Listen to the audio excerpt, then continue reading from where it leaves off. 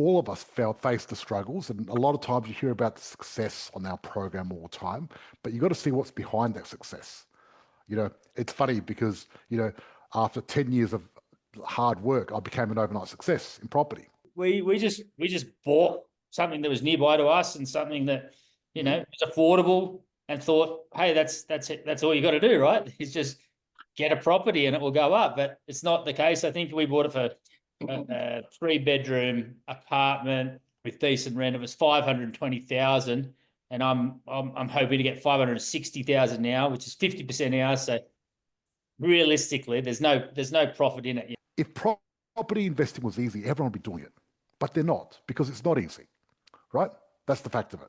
Now, like, we've done really well, and we try and convince other people. We tell their best friend, you've got equity in your house, you're sitting on it. Why don't you come and have a look at it? They roll their eyes at us. They go, we try and tell them we make money. Her sister just inherited $1 million, or like her partner's parents died and inherited $1 million place. You go, you guys should get on this program and invest the money. You could get, 6, 8, 7, 8 properties and be making, you could retire next year. Again, they don't listen. They roll their eyes. They're like, Hello and welcome to the weekly Money for Life podcast. Welcome, everyone. It's great to see you. And tonight we've got a case study. I've got something special for you. Let me ask you something. What would an extra $964,000 mean to your life?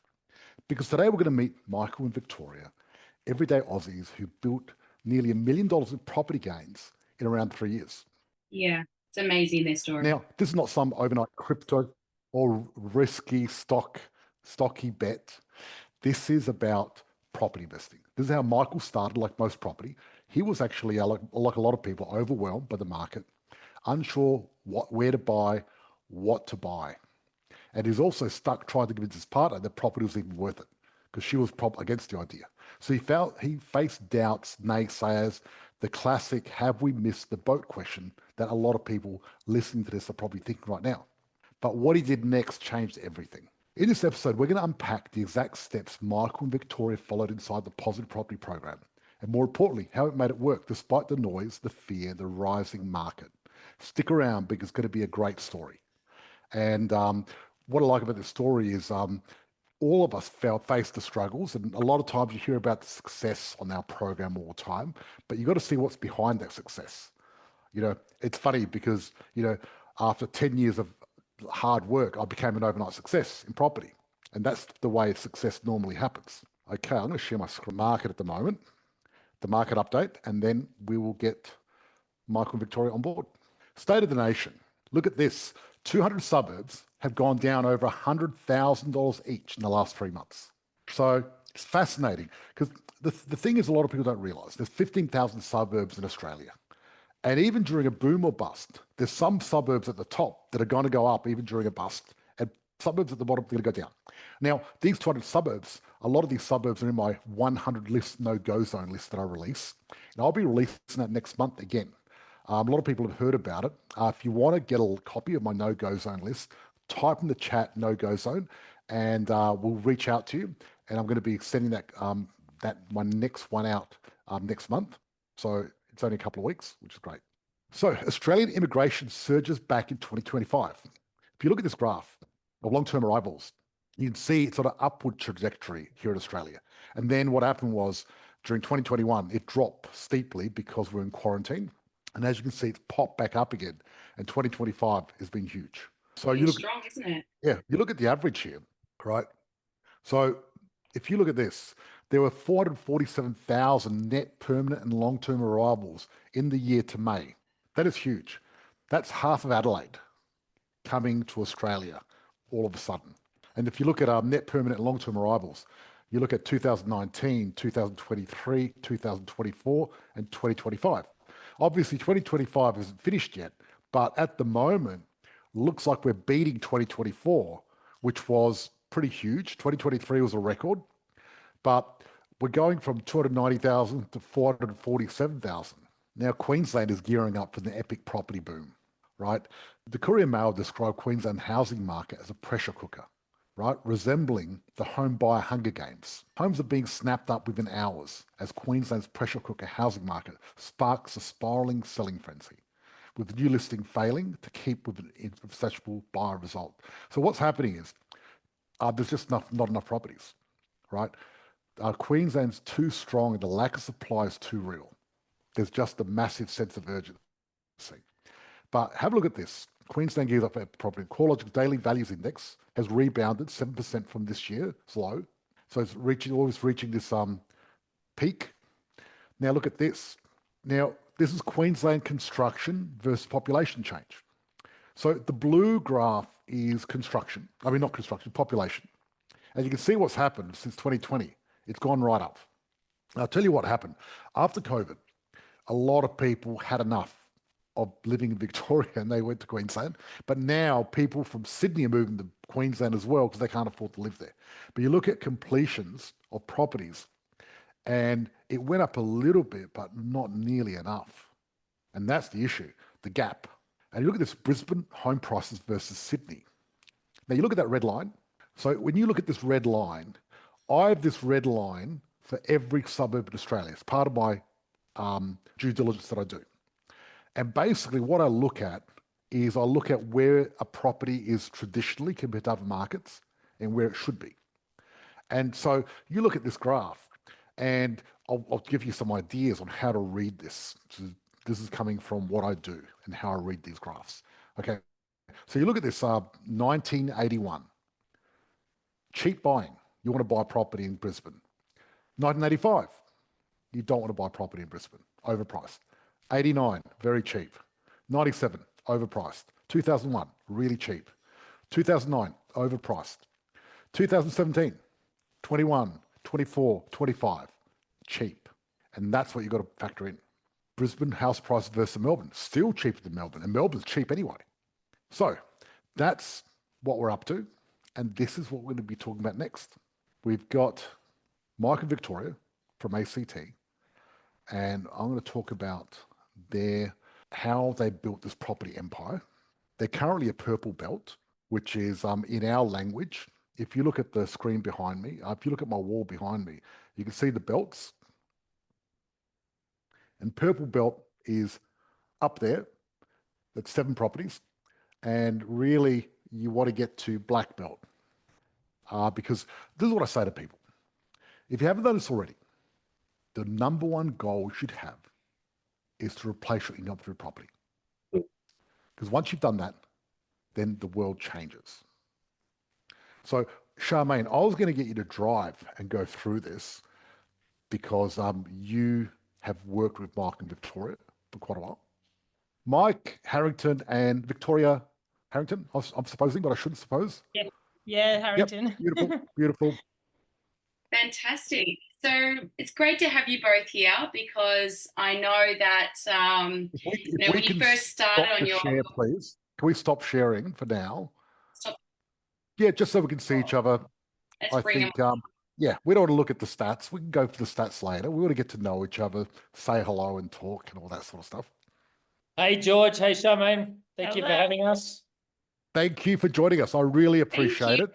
And what I want to do, Mike and Victoria, I'd love to dig deep on the journey because we see a lot of successes on the program every week. It's always happening. However, a lot of people don't see the challenges behind that and the struggle getting there. Because if property investing was easy, everyone would be doing it. But they're not, because it's not easy, right? That's the fact of it. So I want to go back, Michael, because I understand that you had to convince Victoria to do this, and that's great, right? And what I want to do is I want to go through. Yep. So Michael, you sort of knew you wanted to invest in property. How did you know, and how did you work that out? To be honest, I mean, I'm in restaurants, and so I've been doing it a while, and it's hard to make money. You know, even owning my own businesses and successful businesses, it was hard to make money, and I knew of people making money over time in the property market. I didn't really know how. You know, looking back, you know, if anyone had properties over time, they all seemed to make money, and then I'm like, well, you know. I'd been teetering on the edge of wanting to invest in property, and as the businesses started to do better, wanting to make sure that I invested the money and didn't waste the money. You know, we've got a family of 4 boys, so 6 of us. And so I felt it, my obligation and my responsibility to be successful. So I thought I'll educate myself on property because I wanted, I had enough to a bit of equity from my owner occupier. We had sort of 400,000 or 500,000. I didn't really know what to do with it.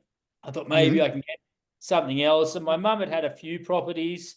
And so she was like, oh, do you want to go halves, tenants in common in a property? And that was around 2020, about 5 years ago. I'm like, yeah, I suppose she knows more than I do. And she seems confident. She wanted to park some money in there. So we went halves in that and, just did that. And I figured that would be good. And then I watched it for a little bit, maybe till 2022, and it didn't really do anything, and it still hasn't really done anything. We actually signed the marketing and sales contract today to get rid of that. So I won't say anything about our other properties that we've gotten through you, but we just bought something that was nearby to us and something that was affordable, and thought, hey, that's it. That's all you got to do, right? Is just get a property and it will go up. But it's not the case. I think we bought it for a 3-bedroom apartment with decent rent. It was 520,000, and I'm hoping to get 560,000 now, which is 50% ours. So realistically, there's no profit in it. We're going to pay marketing fees, and we're going to pay an agent, and we're just going to. And it's been negatively geared, so I've been pumping money into it the whole time. So, but what, a really valuable lesson. And so I realized I didn't know anything. And I'm like, well, it can't be that hard. I read lots of books. A lot of the books that you recommend, Rich Dad, Poor Dad, and all these sorts of things. I'm like, I'll just educate myself. And we travel a lot. We go to the coast, and we love fishing and skiing and all sorts of things. So I'm like, I love my audio book. So I actually just did a search, and I found your book, George, and I listened to it a couple of times, and I'm like, well, it just makes sense, and it made sense to me when I heard it in the way that you described it. And I'm like, well, of course, there's going to be suburbs that on the property clock it's going to be suburbs where it's going to be good to be buying. And I looked at the course and I looked at the costs. I'm like, well, the benefits far outweigh the cost of it. And I'm like, Vic, I think we should do this, And she's like, oh, you just found this. You just had a quick look and you found it. And it's this guy. And there's all these other options, right? There's all these other options. Of course. You've got, hundreds of other options. And she goes, did you just, I was like, I read the book and I'm like, let's do it. And she's like, oh, I don't know, it's what, I can't remember what it was. It's 10 or 15 grand, something, whatever it was, it pales in comparison now. It was a considerable amount to us though, for something we didn't really know. But again, the language clicked for me, and I'm like, what, if George, we love Rich Dad Poor Dad, the testimonial there, like, let's just do it. Let's just do something. And the biggest thing was, invest in places, all the stuff around not buying units makes complete sense. All the stuff around investing non-emotionally in, lower socioeconomic areas made sense. We were clear that we didn't know where those areas were, and we're clear that you're very good at that. So why not pay someone else? My business is I pay other people better than me to do all the hard jobs. And so this was, it was a natural thing for us to do that. And then so we poked our noses in and we got a valuation done. And I think David vaguely came back to me. He goes, you've got enough equity, you can get 3 now. And I'm like, what? I was like, no way, we can get 3 properties right now. And he's like, yeah, we had a house we bought, just a bit over 10 years ago. It was $500,000 then, and it had gone up by $500,000, just our owner occupier in Canberra. And that was enough to buy 3 more properties. And I'm like, all right. So let's I'm going home, and Vic's like, all right, you know what, if you looked at it, let's do it. Let's do it. And so we did. But when we were there, the brain does funny things, doesn't it? It was, looking for all the reasons why not, and what could go wrong, and how we'd lose our money. Of course. And come onto these things. And I go, and I remember seeing places in Mango Hill, and I don't know what you called them then, maybe the same thing as this, but George would say, someone bought in Mango Hill a couple of years ago, and it was 400 grand, and it's now 600 grand. I'm like, see, we should have got in 2 years ago. 2 years ago. Yes. See, we probably missed the boat. I'm sure it's not going to go up that much, but hey, over time it will, and this is the best thing we found, so let's just stick with it and do it. A lot of people do get FOMO. And what's going to Yeah. happen tonight, people are going to see what you bought your properties for, right? Because you're in that position and they're going to go, oh, or too late, right? But it's not too late because of what's happening at the moment. But Mike, what I'd like to ask you is, you lost money on your first property. It was negative geared and it hasn't gone up in capital value. How did you mentally get past that to still want to invest in property? Because a lot of people that are successful have made mistakes, but how did you do that? Well, I didn't really know at the time that it wasn't going to do anything. So it was Oh, a good right. thing. Okay. We bought that in 2020, and then we bought 3 with you guys in 2022. And so we got to see them side by side. I'm like, oh, that one hasn't gone yet. And I go, my mum, okay, it doesn't seem to be doing anything, It's negatively geared. Oh, it will. And so we're sitting on it. It was only, it's a $550,000 investment where we had half of it. And so it wasn't a huge amount of putting in. We're like, well, we'll move it sometime. I'm eventually like, you know what? I don't think it's gonna. I really don't think it's gonna. My mum's like, no, Will, Canberra goes. It just holds and holds and then goes. And so how we move past it's easy. I'm just like, well, I don't think it's going to go up. We're better off using that equity, cutting our losses. And the way I always look at it is you win or you learn. And so now we know what not to do. I'm not too fussed about it. Of course, we could have invested that money in another one and made another $200,000 elsewhere. That'd be great, but we didn't know. So if we had have known, what do they say about hindsight? So how did you convince Victoria to join the program? I was excited about it. I suppose she just supported me. She was really cautious, and it's well because of my commitment to the family. I suppose she sort of agreed to go in. It's similar now. Like we've done really well, and we try and convince other people. We tell her best friend, you've got equity in your house. You're sitting on it. Why don't you come and have a look at it? They roll their eyes at us. They go. We try and tell them we made money. Her sister just inherited a $1 million, or like her partner's parents died and inherited $1 million place. You go, you guys should get on this program and invest the money. You could get, 6, 8, 7, 8 properties and be making, you could retire next year.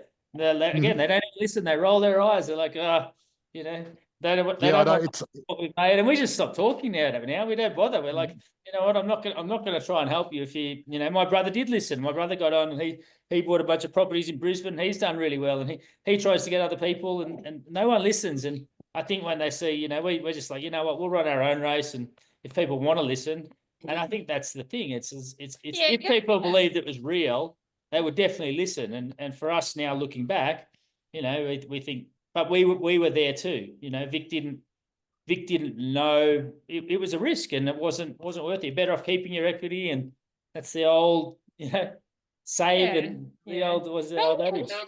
The mindset of it was just I was really cautious. Like I'm thinking we were loading all this money into the membership fee to begin with, and then all this money that we could be using for a bigger house and all these things. Like it was all going towards this big risk, and I wasn't very risk adverse. Like I didn't want to risk away all our money into something that I wasn't sure about. But I think that when you educate yourself on it, it just, like Mike says, it just makes sense. I think like you just got to just be educated in it, and that's we sort of made the agreement together after that, and I was still really nervous when we did it. And when we started talking with David, who's actually quite a good friend of ours now, and you sort of see it unfold, it's I just couldn't believe I was ever against it. Like it's put us in a very good position, and it's only going to get better and better. And there was a bit of sacrifice in it for us, but like Mike said, we've got 4 boys and we're living in a 3-beddy house just to get this whole thing going, and we sacrificed a couple of years to that. But it's all worth it now. We're getting a bigger house, and we owe it all to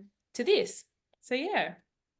And now after our current valuations, where I know it said after it sort of starts heating up after 6, and so we're now going to sell the other one, free up some equity, and then we've got good equity in the ones we've got. So even thinking we've done so well, but it's just going to keep compounding.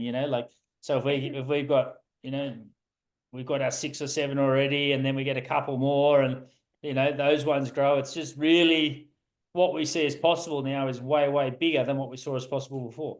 And we're fully committed to the journey, and like all we want to do is buy more. Like it's all we think about. It's in the conversation all the time, and it's great. It's just, but mindset's a huge thing, and you've just got to trust the process. And like Mike said, trust the professionals that know what they're doing. You don't your car doesn't really break down and you try and fix it yourself. You know, you go to a professional who's a mechanic, and the truth is you guys know that and we don't. And so trusting in you guys was the biggest key, I think, to making it all work for us. Yeah. Does that I love answer? it. I love it. I think we've lost. Yeah, it does. Look, I think we've lost George. I'm sure he'll jump back in. But just share with us, because that was like the starting point of actually getting started. And, you know, we can see the results at the end. But obviously there's a lot of challenges that arise, you know, throughout the journey. And I know I've interviewed you before, Michael, and something that really inspired a lot of our members last time we spoke, and something that inspired me was talk to us a bit about your vision wall, or the vision map that you had on the wall to keep you both motivated, because, you know, sometimes, you know, we get all excited about property, but then, you know, especially if you're doing a house and land package and you don't have the physical product in your hand, you don't have tenancy, and you're kind of sitting back, you feel like you're going around the hamster wheel. But you had like a vision board that kept you both, you know, accountable to your success and kept you motivated. Just share with the group a little bit about that. Yeah, okay. So we've got like 3 boards going at once. And so we've got one which was from when we started the program, we did 4 years in boxes, which is the weeks and how much property we want to accumulate. And if they're going up 7 to 10% a year, you know, by the 4th year, we'd have $7,000 in passive income going based on that. Now, we just got the valuations this week and went back and looked at it. I might even be able to grab it off the wall and show here, but it's just basically crossing it off each week to know even if we've done nothing, we're making progress. And, you know, versus the money we're earning through Vic's job and the businesses I've got, this money's all savings, you know. Of course, there's some gaps in some of the payments we're making, but we've made now, you know, roughly $6,000 a week for nearly 4 years straight since we've started, and that's all savings. But it's because we wrote it down. We're literally on track just based on the percentages in the book from what we wanted. The other vision board we've got that keeps us going is, you know, what our goals are for each year. So we've got personal goals on there. We've got different places we want to visit and travel. We've got a family home on there, all sorts of things. And those things, you know, we say the possibility of those outcomes fulfilled is what lights us up. You know, if you wake up and you feel like crap and don't want to get up, or we're dealing with plenty of sleepless nights at the moment with 2 young, you know, Vic's got a baby on the boob at the moment, but we've got young babies and 4 kids. So, yeah, we have lots of you know, we have lots of rough nights, and, you know, you get up and it's the first right there. It's a big garish thing on our wall. And then we measure it, but we know, you know, you get up and see it. You know, that's why we're doing it. You know, and this struggle's great. We're in a little rented property at the moment. There's 4 of us in one room and the 2 big boys in another. But we're also building a 350 square meter 5-bedroom house and a pool and everything else as we're doing it. So this last few years of sacrifice has been really good. And the fact is that the equity that we've built up in these properties has allowed us to do that. And it's allowed us, you know, we've got only 2 more years and we'll happily retire. You know, if we want to, I'll probably keep working because we love it, but we'll travel. You know, we've got in our vision board traveling at least 6 times a year. Well, it's really great because we've got the family of our dreams, and now we've got all this equity built up and building up, which is only going to get faster and faster. We literally get to choose what we want to do. You know, we can work, like, probably not to the point yet where we could completely stop, but it won't be more than a couple of years away if we wanted to. And that just means every choice that we make isn't made out of fear. It's made out of, you know, we don't have to worry if Vic didn't want to work a job, she doesn't have to. It's like, what do people call it? I don't know, they call it the FU something, when you've got enough that you don't have to take shit you don't want to take. And it's really great, you know, and I don't have to. And even the way we operate the businesses now, you know, they say if you've got enough money to solve a problem, you don't really have a problem, do you? And so even in the way I operate the business, you know, if I don't like the people I'm working with, I used to teeter on the edge of, you know, keeping the businesses afloat. And if I didn't have anything to fall back on. Now I do. I can run those businesses with so much more freedom and clarity, and, you know, a lot less people pleasing, you know, which actually makes the businesses run a lot better as well. Love it. And I think something that really you articulated beautifully when we've just had discussions over the past. Like, I know the last couple of years, it's been a bit tough in the market with the high interest rates and properties having a little bit more holding costs than previous years. And something you mentioned when we spoke, Michael, was all around, like, sometimes you've just got to button down the hatches when it comes to your budget. And you were bought at a time where there was some holding costs, yet the way you articulated was just beautifully. You're just like, we just had to revamp our budget. We just had to make it work, and take that small sacrifice for the larger gains. You want to speak a little bit about that?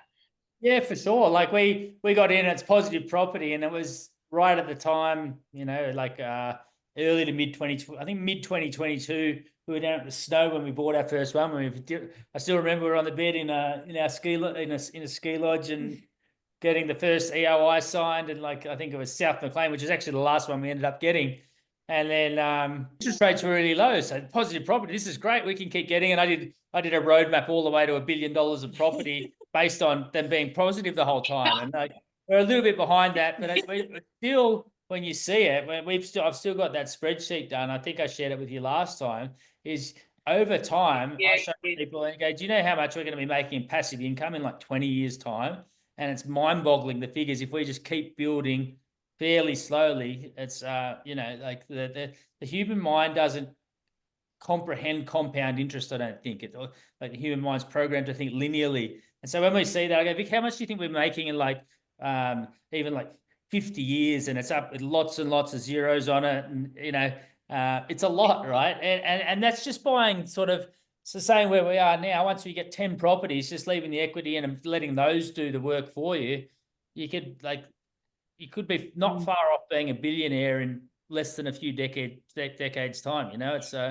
It's really interesting to see. I love that. The way properties double and then double compounding is phenomenal. It's crazy, because a lot of people don't realize, like, how do you get to a $5 million, $10 million, $100 million property portfolio? And how do you get there is get a lot of properties at the beginning and let time do its thing. Because if you get the right properties, and the properties you want is the properties that are going to consistently double every 7 or 10 years. That's the key. Because people out there, sometimes they chase return. But if you get one property that's going to double every 7 or 10 years, another property that's got a high return, the high return one's not going to go up that much. And therefore, you're going to make more return from the other one anyway. And then you get more comfortable with that, which compounds your confidence as well. So now we're at the next stage where we're like, let's get a couple more now. And it's like, well, Manapara and Vic's parents are down in Adelaide. They're Manapara, that's a dive, that area. Like, listen, we went to Ipswich and we saw Ipswich. Like, and that's been a great property for us. We're like, oh, this area is pretty dodgy. It was like inside it was nice, but next door and everything else. And it's that's what George does, and so we've got complete trust in that system now. And so when we've got the equity, it was a challenge at the start, even with the circle of safety, dealing in the unknown. Oh, we bought a couple in super, which is a little bit more difficult again. And then there's all these things, and things went wrong. We were racing to the bank to try and save $50,000 deposit one day because, but we know that that's all normal now too. We used to freak out about it, and we didn't end up, I think, we were partnered anyway in all of these processes. Whereas if we were on our own, we probably would have lost some money, and we probably would have, stumbled and fallen over a lot more than we did. But now we know it's just par for the course, and that's we also know who to get. It's part of it, and that's why you've got the and that's why you've got the team, because we pick you up, we dust you off, and get you back on track. So it's fantastic to hear. Yeah, you need a bit of dusting off and help for the first few when things go wrong, but then afterwards you become more confident. How did you deal with people around you when you first bought your first few? Naysayers and people being negative and things like that, because people are probably going to be watching the news. You know what I mean? Even my mum now, my mum, she's the one I'm in Queanbeyan. Mum, we've got to sell Queanbeyan. It's not doing anything. And she's like, she goes, oh, why? I said, well, we've made, nearly $1 million in 3 years off these other ones, whereas we could have made, the minimum's about 200 grand that we've made off each one. And she's like, oh, yeah, that's all unrealized. I'm like, not really. It's been valued by the bank, Mum, and now we can borrow against it. It's as good as realized, just that we don't have to pay the tax on it, And exactly. I got good money in my business, and now I save all the money in tax. I distribute money to Vic, and we've become educated through listening to these Sherps and the book and going to the right people. And we used to get on all these when we looked at setting up our trusts and setting up our self-managed super fund and all the things we wouldn't have considered doing before. What do we have in super? Like 300 grand between us, not much. I had my own businesses and I couldn't pay myself much super. Now we've got 2 properties in super, ticking along. The money that we put into super now sort of pays the gaps there, but those properties have gone up $500,000. So in 3 years, we've put in probably, I don't know, 50 or 100 grand into super, and we've made $500,000. Whereas you're just not going to make it, like your super money disappears to the people who run the funds. And exactly. Well, not only that, the stock market, they reset it every now and again, and you just got to get your timing right to get your money out of the stock market before it gets reset. That's all, which is difficult because you don't know when they're going to do it. It's a surprise. And the good thing is I don't want to put more money into super now, so we can just leave those 2 ticking along, and they'll get up around where the unrealized capital gains tax shouldn't bother us too much for 2 of us if we just exactly. But we're really comfortable with all of that now. Excited to. So going back to the question, I suppose, how do we deal with the people? We just laugh it off now. We go, they believe us if they want to, and they'll go and do it. But if they're not going to do it, they got to find a reason not to believe us, right? So they've got to say something to themselves that has them not jump in and do it. My mum's we borrowed $1 million off her for our owner occupier at the moment at 5% because she was going to put it into a what do you call it? Just an investment, like a investment fund. Investment fund or fixed term. A loan deposit, term deposit with the bank. That's what it is, term deposit. Yeah. She goes, I'll get 5% if I put $1 million cash in there. I go, why don't you invest it in some properties? You can make 25% or more on your money, easy, Exactly. It's like, oh no, I'll just lend it to you. I go, that's fine. We'll take it and save a few $100 a week. We could get it from the bank, but if you're offering it's a beautiful thing. That's lovely. Yeah. That's lovely. So Victoria, what convinced you to join Mike on this journey of property? Yeah, we went just I think like I was telling everyone before, like initially when Mike came to me, like he'd been just jumping on podcasts and he'd been listening and he told me about your book, and I think he came to me one day and he's like, we're going to invest in property, we're going to do this, the membership fees cost this much, this is what we're doing. And it just went way over my head. And I'm like, what do you mean we give you our money away? Like meeting for 10 years. This guy, like, what's he done? Like I'd never heard of you before, never did anything. And it was just all of a sudden he wanted to jump and dive into this thing. And I was really like, not against it. Like I love and trust Mike, obviously. And I didn't write it off, but I just didn't understand it. Like I was always in that mindset of, you go to work and you pay just to live your lifestyle and you save a bit of money and you do a few things and that was it. Like investing was just, I never learned it growing up. My parents never taught it. They didn't own investment properties. So it was just foreign to me. Like I didn't understand it. And, like we had a few conversations about it and I eventually agreed to give it a go. Like I trusted that Mike had done the research and he was really excited about it. And so yeah, we did it. We had the initial call. I can't remember the lady's name. We met. Maybe Kim or and so we did a call with her, and after that I felt really good. Like she explained things and I understood them, and I was still a bit skeptical. And then we got on the phone with Dave Vegley, as I was saying, he's good friend of ours now, and we chat with him all the time. And he sort of did our figures and gave us a really exciting thing was he goes, you guys have enough to get 3 straight away, and we were expecting just to get 1, and he offered us 3, and then we got talking to the team and we did it. And so we purchased the properties at sort of all different times, and it was just something we then committed to, and I was okay with it. But as the sort of years rolled on, and we do a lot of planning together once a year, we sit down and we plan all our holidays and our goals and all that sort of thing. Like we love doing it, and as we were saying, they sit up on a wall in our bedroom. And but yeah, like I think that once I learned it and did some research myself and started to understand it, it's something I'm super grateful to Mike for doing it and getting us into it, because it's going to change the rest of our lives, and it's just not something we'd ever be capable of without having done it. So, but again, now we're in that position, like you asked, like what do what do other people do? And it's such a surprising thing to me that everyone we've spoken to about it, you get so excited when you see your successes paying off, you know, like we're starting to watch our portfolio build, and I'm like, I want everyone I love to do this. Like I want them to be successful, and I want them to put all their money into the property and have the same success as we are. And everyone is just like really negative about it, you know, like kind of like I was initially. Like they just don't understand it, and they're not willing to. And so we sort of just made a decision. Let's just show, instead of trying to tell everyone what we're doing, because you get excited and you want to tell everyone. And I think that we just want to show them in our successes now, you know. So when we have big successes, we just tell everyone, you know, like we're able to buy our family home now and make a beautiful family home for our big family, and that we owe that to the program. And so when people come and see our new house and we invite them over and we say all this stuff, we can say, oh, it's because we invested and we did this, all the things that we were telling you guys to do that you didn't want to do, like, you know, just sort of not keep telling everyone what we're doing all the time, because you get excited and you want them to know. But yeah, I think it's really great. Like it's like I said, it's changed our lives now, and some of the what ifs that Vic had was like, what if we get 3 and then interest rates go up? Well, that happened, and so all it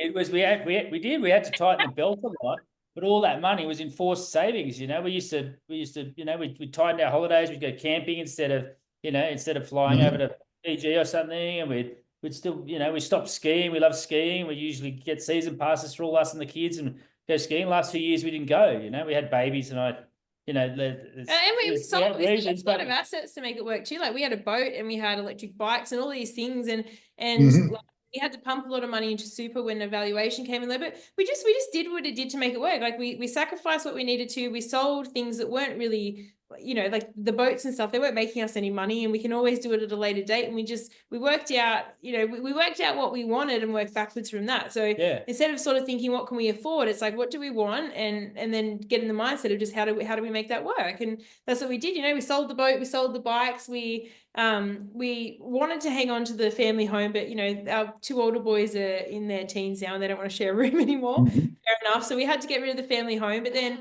we sort of just made it work for as long as we could. But there was a lot of sacrifice, but which has been a really valuable lesson for us now, though. Interest rates, obviously, they were really high, and it's just I don't know. We're sort of at the tail end of that now. You know, like they'll start to relieve themselves. We're in a really good financial position, and now we can watch all the fruits of what we did. You know, we've got about 4 million borrowed now, so each interest rate drops like $200 a week. So each one we get now, we know there's more coming. But like, great, save the money, and each one's 10 grand a year, and we get another 2 or 3. That's good money. But now we won't go and spend that frivolously. We're great, we can get another property. You know, we've gone through. We know we're going into an easing cycle, so this isn't going to get much harder for us. This is just going to get easier and easier. You know, the properties we've gone up, we've already, you know, we've really got 50% equity on some of these ones we only bought 3 years ago now. So we can leverage. Wow, that's amazing. Our house, we can, you know, and we wouldn't have got the house we're getting now. But we're also, you know, we could spend heaps on it. And we go, no, we don't want to, because we want to get some more investment properties at the same time. And then in 5 years' time, if we want to get a $10 million house, we'll do it. I love it. I love it. Mike and Victoria, I want to commend you for having the courage to do something, not just for yourselves, but also for your family and your future generations, because who knows if the new generations, the younger people, will be able to afford property in the future. Like, it's getting harder and harder. And what you've done is you've set your family up for legacy, which is amazing. But it takes a lot of courage. We want to take that really quickly, George, and thank you, is through what we've learned, our boys, because my ex-partner, you know, she's struggling financially, even though we split everything halfway. It's all the equity in the house. But now we're teaching our boys that we said you can go to this school or you can go to this school, which is half as much. We're putting 10 grand aside for each of the older boys now, goes straight into a property. So we gave them 2% each of South McLean, and then we get it valued and we show them, and they're playing cash flow, the rich dad, poor dad game. They're doing how exciting. I love it. I love it. You know, they've each got a little bit of Bitcoin, and but they're like, what do you want? We're like, what do you want for your birthday? And they're like, nothing, put money into our account. You know, we want more equity in the house. We want more, you know. And so the habits that we've got, like literally we couldn't get birthday presents. My brother's there today, we're out for lunch. He goes, Hunter, what do you want for your birthday? You go, we are going skiing next week. He goes, you want some goggles? He goes, no, I just want money. I'm going to invest it. Well, we actually, when we got the properties valued, his birthday was last week. We actually wrote down the value because we got our valuations done with David, not even a week ago. And so we wrote down what percentage of the property that he owns and gave him a figure. And I said, they only put that in about a year or so ago, and they've got, tens of thousands of dollars in this property now. And that excites him, and so keeping them sort of on the journey with us is really important, because eventually this mini empire that we're building is going to go to the 4 boys one day. And we want them to live a life where they don't get out of school and just go, how do I make money? How do I work? They'll be knowledgeable enough just to do something that they want to do, not because they have to earn the money, but because they've got this, that to fall off on. And that's a huge thing for us, like setting our family up for I love it. life. So just I'm almost I love that. Yep. Go. So I'm going to take this little kid, and Mike's going to get going. So it is. It's the legacy of our family. They'll have the habits to pass down to their family. And I've spoken to Charmaine about this, investing for the kids, but not giving them a house when they finish school and having them not need to work. Investing is the way. You're not going to make money off your job. You're going to, I mean, I say that you're not going to save money from your job and become rich. You're going to make money. No, you're not.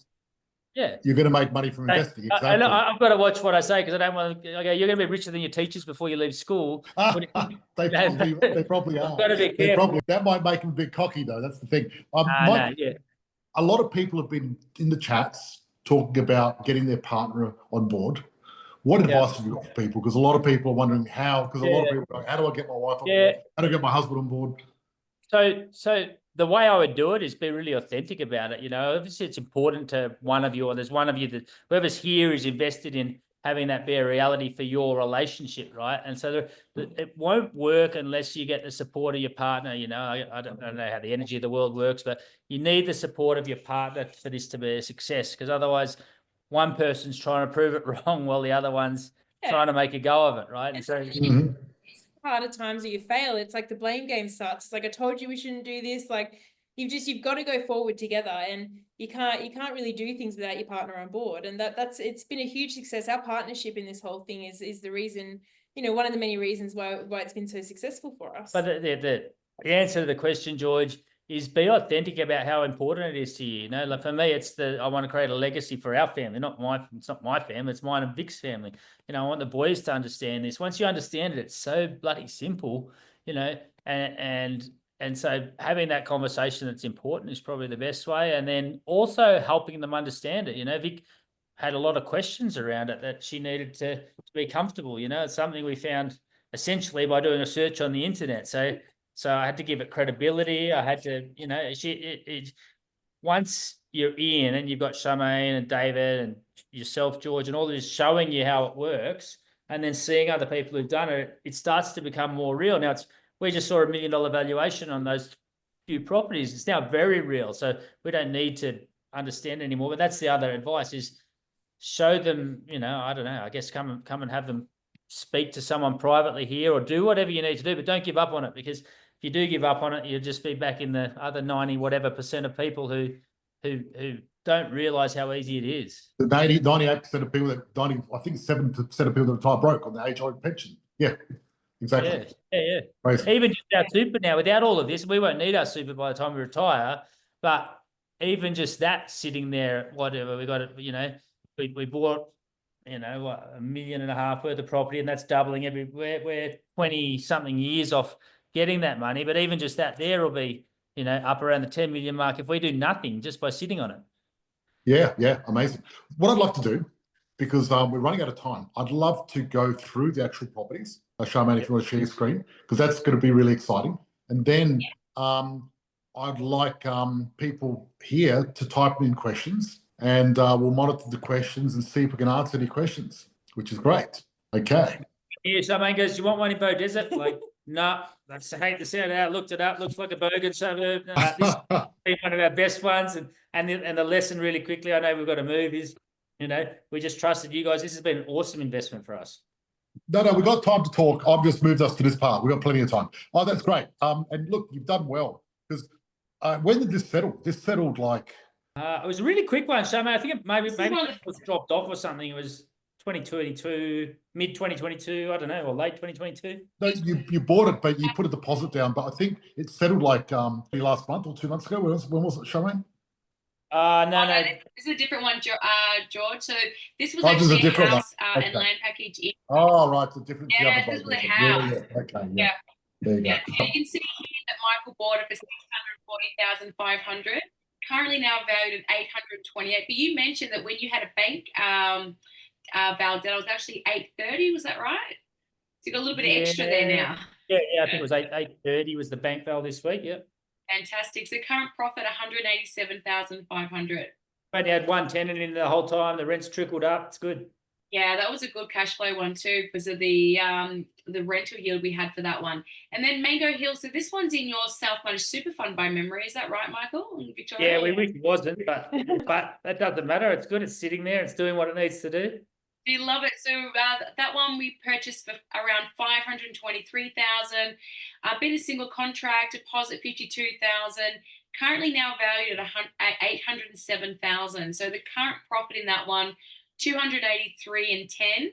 So the return on investment on that one, you can see here, 441.02%, which is pretty powerful. And it just goes to show with what the both of you were talking about earlier with the returns. Then we had this one in Raceview.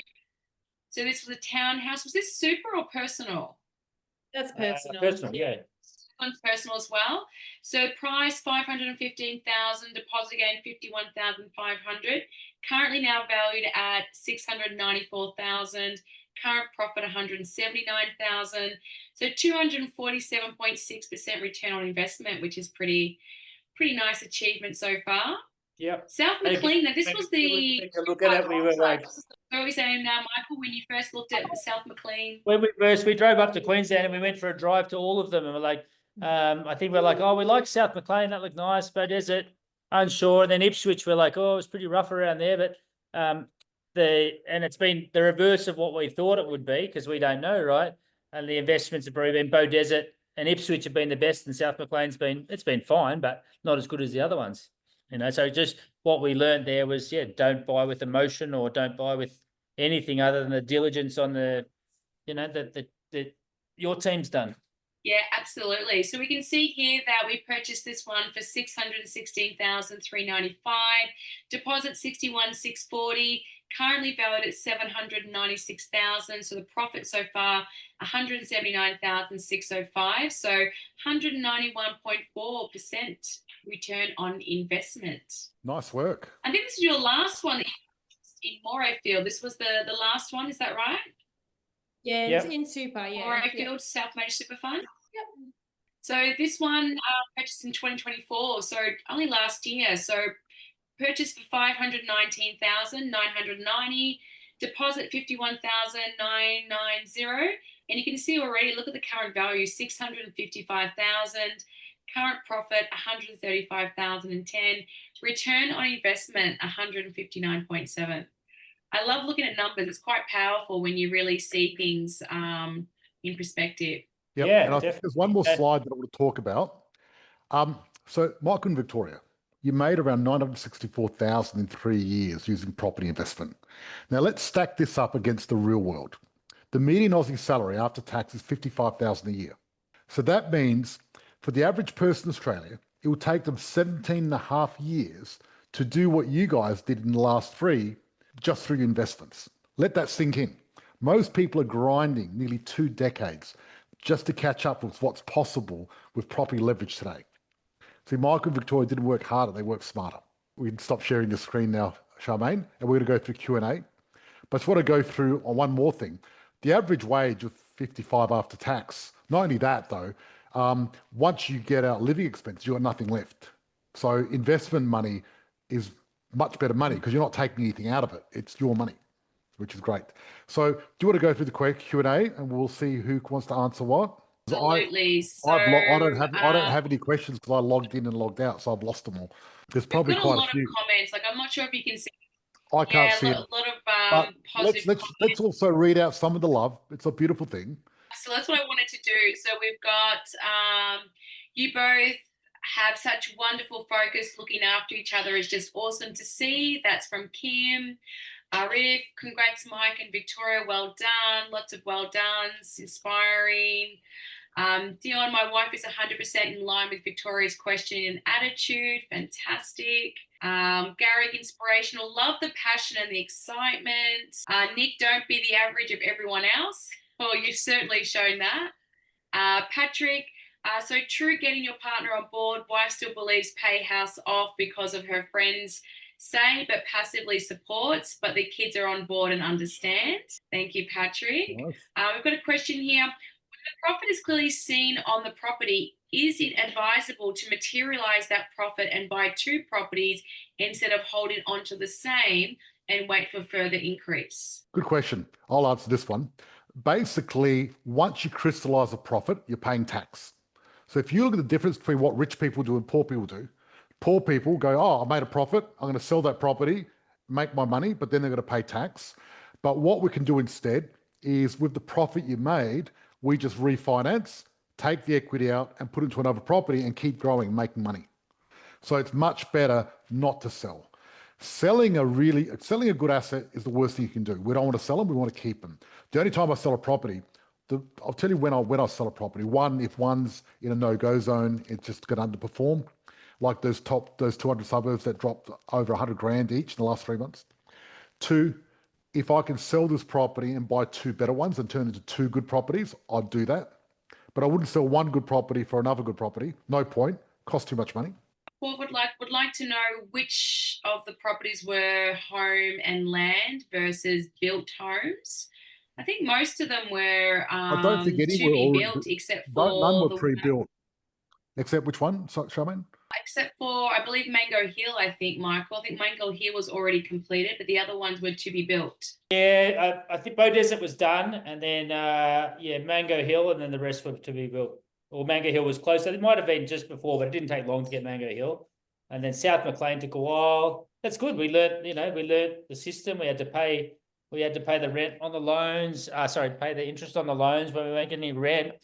And obviously save the money on stamp duty, and that's good. We've done that, and we do it again.